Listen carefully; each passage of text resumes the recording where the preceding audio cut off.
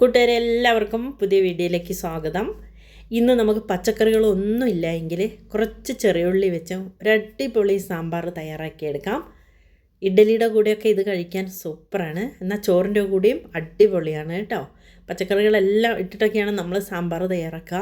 എന്നാൽ കുറച്ച് പരിപ്പും നല്ല ചെറിയുള്ളിയും കൂടി ഉണ്ടെങ്കിൽ സൂപ്പർ ടേസ്റ്റിൽ ഒരു അടിപൊളി സാമ്പാർ പെട്ടെന്ന് തന്നെ നമുക്ക് തയ്യാറാക്കിയെടുക്കാം. ആദ്യം നമുക്ക് ഒരു കുക്കർ എടുത്ത് വെച്ച് അതിലേക്ക് സാമ്പാർ പരിപ്പ് കഴുകി വൃത്തിയാക്കി ഇട്ട് കൊടുക്കണം കേട്ടോ. അത്യാവശ്യം അളവിനനുസരിച്ച് നോക്കിയെടുക്കണം. കുറച്ച് കൂടുതൽ വേണം. നമ്മളിതിലേക്ക് തേങ്ങയൊന്നും വറുത്തരയ്ക്കുന്നില്ല, കുറച്ച് കൊഴുപ്പ് കിട്ടണ്ടേ, അതിന് വേണ്ടിയിട്ട് കേട്ടോ. സാമ്പാർ പരിപ്പ് കഴുകിയിട്ടു. ഇനി 2 വെളുത്തുള്ളി അല്ലിയും 3-4 ചെറിയുള്ളിയും അതേപോലെ തന്നെ ഇടാം. ചെറുത് തന്നെ വേണം, അപ്പോഴാണ് സ്വാദ്. 1-2 പച്ചമുളകും കൂടി കീറിയിട്ടിട്ടുണ്ട്. ഇനി നമുക്കതിലേക്ക് ഒരു ചെറിയ തക്കാളി കട്ട് ചെയ്തിടാം കേട്ടോ. വലുതായിട്ട് തന്നെ കട്ട് ചെയ്യാം, കുക്കറിലിടുന്നതല്ലേ, നല്ലപോലെ വെന്തങ്ങുടഞ്ഞോളും. വലുതാണെങ്കിൽ പകുതി ഇട്ടാൽ മതി കേട്ടോ. ഇനി നമുക്കിതിലേക്ക് ഒരു ചെറിയൊരു കഷ്ണം കായം ഒന്ന് ചൂടാക്കിയിട്ടിട്ട് കൊടുക്കാം. സാമ്പാർ പൊടി ചേർക്കുന്നുണ്ട്, അതിൽ കായപ്പൊടിയൊക്കെ ഉണ്ടാവും. എന്നാലും ഒരു ചെറിയൊരു കഷ്ണം ഇതേപോലെ ഒന്ന് ചേർത്തിട്ട് നമുക്ക് ഈ പരിപ്പൊന്ന് വേവിച്ചെടുക്കാം. അപ്പോൾ അതിലേക്കൊന്ന് ചേർന്ന് കിട്ടുമ്പോൾ നല്ലൊരു സ്വാദ് കിട്ടുന്നുണ്ട് കേട്ടോ. അതവിടെ ഇരുന്ന് വേവുന്ന സമയത്ത് നമുക്ക് ഒരു ചട്ടിയിലേക്ക് കുറച്ച് വെളിച്ചെണ്ണ ഒഴിച്ച് അതിലേക്ക് ആവശ്യത്തിനുള്ള ചെറിയുള്ളി തോല് കളഞ്ഞ് കഴുകി വൃത്തിയാക്കി ഇട്ട് കൊടുത്തിട്ട് ഒന്ന് വഴറ്റിയെടുക്കണം. അത്യാവശ്യം ഒന്ന് നല്ലപോലെ ഒന്ന് വഴറ്റിയെടുക്കണം കേട്ടോ. ഒരു ചില്ല് പോലെ ആവില്ലേ, അതേപോലെ ഒന്ന് വഴറ്റിയെടുത്താലാണ് ഈ കറി തയ്യാറാക്കുമ്പോൾ മസാലയൊക്കെ പിടിച്ച് ടേസ്റ്റി ആയിട്ട് വരിക.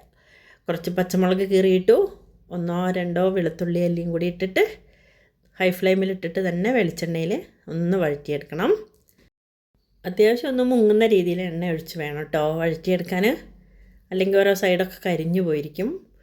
അത്യാവശ്യം നല്ലപോലെ ഒന്ന് വഴറ്റിയെടുക്കണം. ഇനി നമുക്കിതിലേക്ക് ഒരു പഴുത്ത തക്കാളി കട്ട് ചെയ്തത് ഇട്ട് കൊടുക്കാം. നല്ല പൊടിയായിട്ടൊന്നും ഇടേണ്ട ആവശ്യമില്ല കേട്ടോ, വലുതായിട്ട് തന്നെ മതി.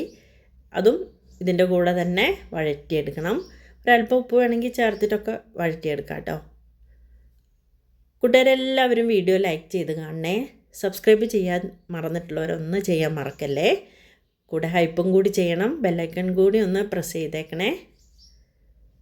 ഇതാ നല്ലപോലെ ഒന്ന് വഴറ്റിയെടുത്തിട്ടുണ്ട്.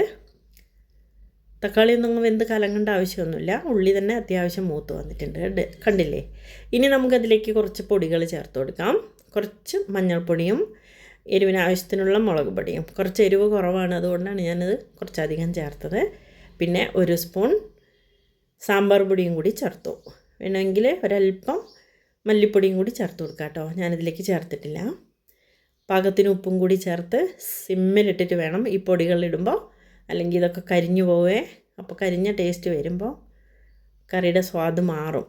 ഇനി നമുക്കതിലേക്ക് ചെറിയൊരു നെല്ലിക്കയുടെ വലുപ്പമുള്ള പുളി, വാളംപുളി ഒന്ന് വെള്ളത്തിലിട്ട് കുതിർത്തെടുത്തിട്ട് അതും കൂടി ചേർത്ത് കൊടുക്കണം.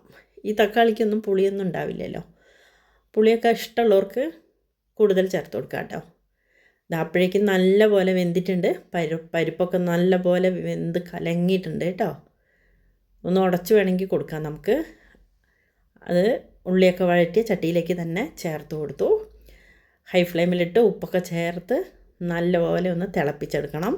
ഇതൊക്കെ ഒന്നങ്ങ് വെന്ത് കലങ്ങി വരട്ടെ. പരിപ്പ് നമ്മൾ കുക്കറിലിട്ടൊന്ന് ഉടയ്ക്കുന്നത് നല്ലതാണ് കേട്ടോ. ഞാനത് ഉടയ്ക്കാൻ മറന്നുപോയി. നന്നായി വെന്തിട്ടുണ്ടായിരുന്നു, അതുകൊണ്ട് തന്നെ തിളച്ചപ്പോൾ കറിയിലേക്കൊന്ന് അലിഞ്ഞ് വന്നിട്ടുണ്ട്.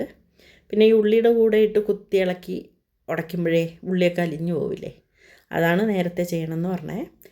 തിളച്ചു വന്നു. കുറച്ച് കറിവേപ്പിലയൊക്കെ ചേർത്തിട്ടുണ്ട്. നല്ല സ്വാദാണ്, നല്ല സ്മെല്ലൊക്കെ വരുന്നുണ്ട്. നല്ലപോലെ ഒന്ന് തിളച്ചോട്ടെ കേട്ടോ, മസാലയൊക്കെ പിടിക്കട്ടെ എല്ലാത്തിലേക്കും. എന്നിട്ട് നമുക്കതിലേക്ക് കടുകും കറിവേപ്പിലയും വറ്റൽമുളകൊക്കെ വെളിച്ചെണ്ണയിൽ മൂപ്പിച്ചെടുത്തിടാം. കുറച്ച് മല്ലിച്ചപ്പ്